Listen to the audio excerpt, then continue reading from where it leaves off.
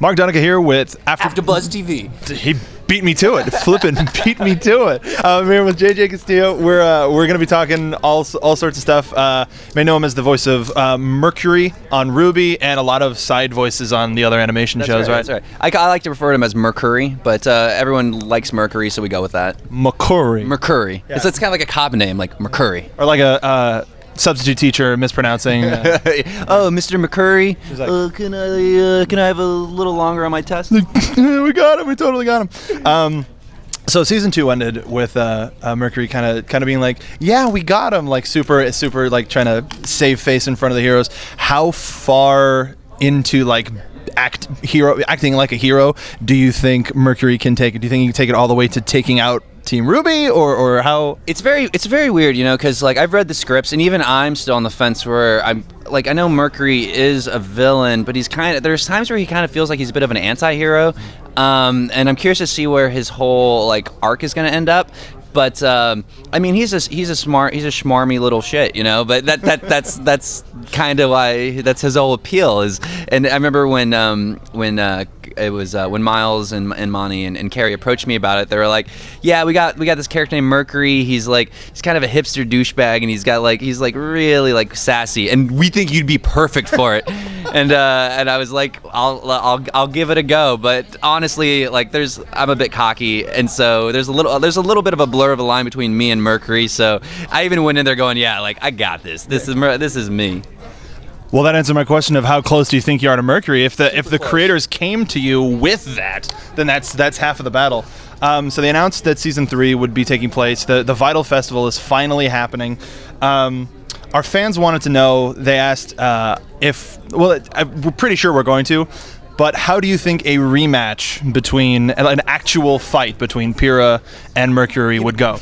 If Mercury wasn't like putting on a front, I mean, I'm gonna be a little biased here, and I know Jen Brown. I've known her for 5-6 years. It's crazy because Jen Brown does Pyrrha, and Jen and I have been friends just from the acting scene in Austin, friends. And then it's so weird that we're like fighting each other.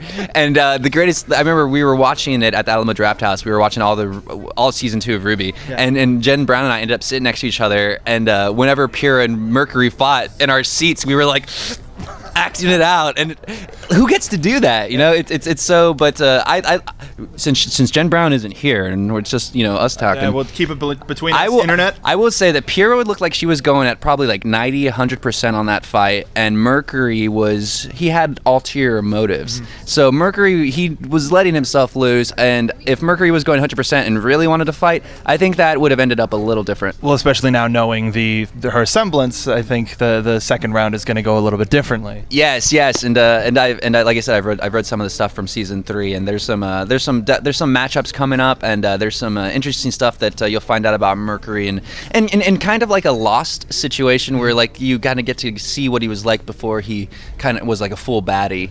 And so that's a lot of fun for me. Like I said, like even voice-wise, is just trying to figure out how to do Mercury, but make him like sound a little younger. Like he's still kind of cocky, but not necessarily fully realized yet. So he's still somewhat of a teenager. Okay. So that'll be a lot of fun for me. And like I was saying earlier in an earlier interview, is when I first started the Mercury voice, I had these different like grandiose ideas and all these like different voices I'd put together, and then in the sound booth they kept stripping it away until it was just pretty much just me. And the more I always kind of do some wild lines to get into the headspace of Mercury. And what I've realized is that I think Mercury is just me doing like a really bad Jack Nicholson impression. It's like like learning is so much fun. But so yeah, I'm calling myself out on that. So what a common question asked to a lot of the different RWBY voice actors is, what is your warm-up line? What's your line to be like, okay, Mercury? That's a great question for voice actors, and it's because everyone has one. I remember, just to like go for rails a bit, I remember like in high school we were in this play, and it was everyone had British accents, so before you would do your line you'd have to kind of get used to the British accent, and so we'd always be like, oh, can I see your dildo? Like that was our like get ready line. So for Mercury, so it carried over. It definitely carried over. But for Mercury, it's usually I usually use lines from past episodes. So I'll do like learning is so much fun, or I hate waiting, you know, and I always go for a line that's like from season 2 or season 1 that I know really well. Yeah, so that's my go-to, because you're very right. You can't just jump into the voice. It's really hard. It really is. Really. Like when anybody asks you, just like, hey, can you do a line? It's like, hold on, I got to get back in that thing, and it's not just a voice that you do. It's a person that you. It's true, and I always have like Gray or Carrie, whoever's on the soundboard. I always have them play back a few lines so I can kind of get an idea. But you know, to their credit, to Carrie and Miles and his credit, they're so good at reading lines back. So let's say in my head I'm like, oh, this is supposed to be sarcastic, or this is supposed to be big, and then when I read it, they're like, oh, well, and then I'll say, well, can you give me a line read, and they'll you know, it's so nice to have guys who are performers, because they'll tell you like the emphasis and the attitude, and then you can just replicate that. Yeah. It's not just like, oh, be more emotional. It's actually like, so when on this word, can you just tweak it and get a little bit No, because they're actually good directors, you know, and I've met really bad directors in life, and sometimes, you know, be it live action or animation, like the information they give you, it's mostly like, I'm not really sure what I want, but let's just keep trying until you do something that I might like. And to me, that's like, I've got a mystery itch on my back, and I need you to scratch it, but I can't tell you where to scratch it. And it's like, come on, dude, help me out here. Then you're just throwing wasted takes at the film. Yeah, it's ridiculous. But they, you know, the one thing that I'm still getting used to would be the efforts, because that you can never get used to that, you know. It's such an odd thing. Like, okay, now you're getting punched in the gut.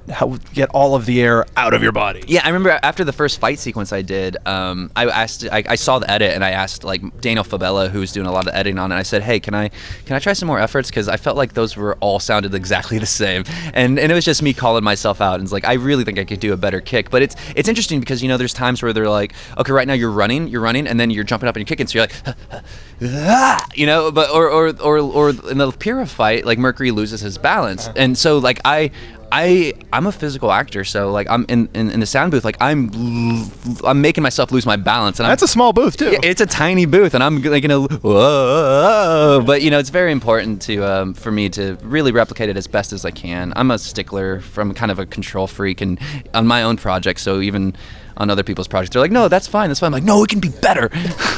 We don't have the time. Yeah. But speaking of your own projects, tell us a little bit how Film Geek Army came around. Oh, Film Geek Army. Well, I mean, I just love movies, and it's just like, I used to have a short film show here in Austin, and so whenever I left RT on a full-time level to concentrate more on virtual reality and stuff, it was still important to me. I realized a lot of fans from Screenplay were just really wanted us to always have, they just wanted an outlet for movies. Yeah.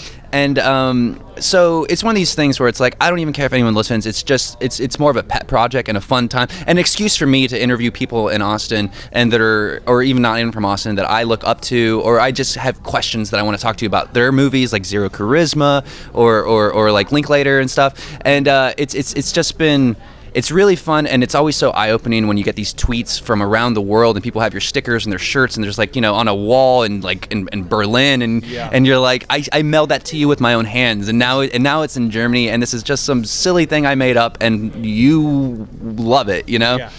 We have a similar sort of fan base with AfterBuzz TVs. It's super. It's like you can be a fan of one thing, and then you're a fan of the fan thing, and then it just keeps going to. So yeah, it's wonderful, the response that we've seen. And following you on Twitter and seeing everything that you've been working on has been fantastic. It's been really great. This next year is going to be a lot of fun. More stuff from the RWBY coming out. Film Geek, at some point we're going to be offering, I think we're going to try to do an actual video podcast. And then also just look out for virtual reality and stuff I'm up to. I'm doing a lot of virtual reality, and it's. Yeah, I was going to ask. It's interesting, because like I was saying earlier, it's like when I worked at Rooster Teeth, I didn't model, I didn't animate, and now I'm working with like Unity engines and Unreal engines and video game platforms, and I'm modeling and animating, and I have such a respect for them now. And but that's the great thing, is I can call up Shane Newville and say, hey Shane, I'm running into an issue. Like, what do you do? So I'm very lucky that I've coming from somewhere like RT, where I have people in production and broadcast and audio and animation that I can lean on, and they lean, and we all lean on each other, and everyone there is just so talented. Okay. So is there anything coming up super soon that you want to let anybody know about? I have a few live action shorts that I'm working on, and then I've been helping my friends. They've got some feature films they're working on as well.